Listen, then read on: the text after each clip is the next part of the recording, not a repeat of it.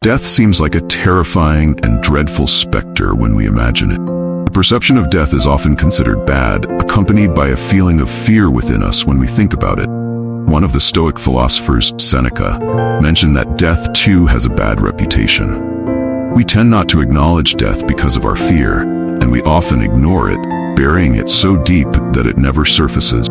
Yet, death is something certain for every living being.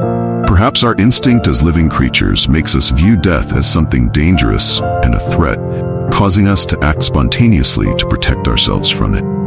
But according to Seneca, what is bad is not death, but the way people view death.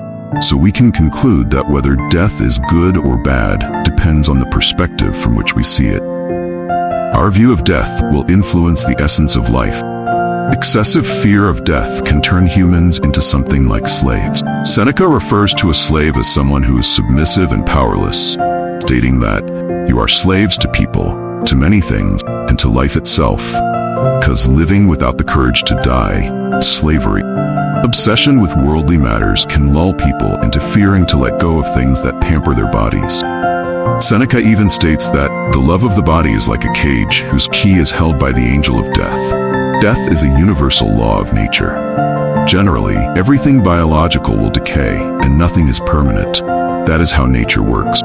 What happens after death is unknown. No one can be certain of what lies beyond death.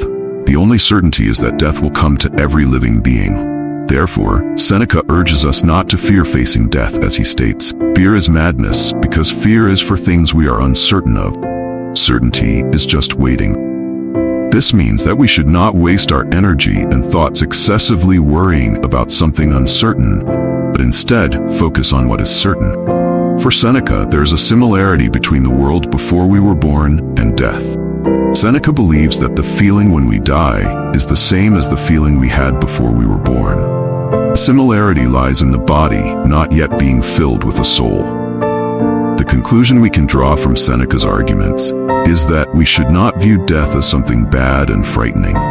We should contemplate death by giving value to the life we live.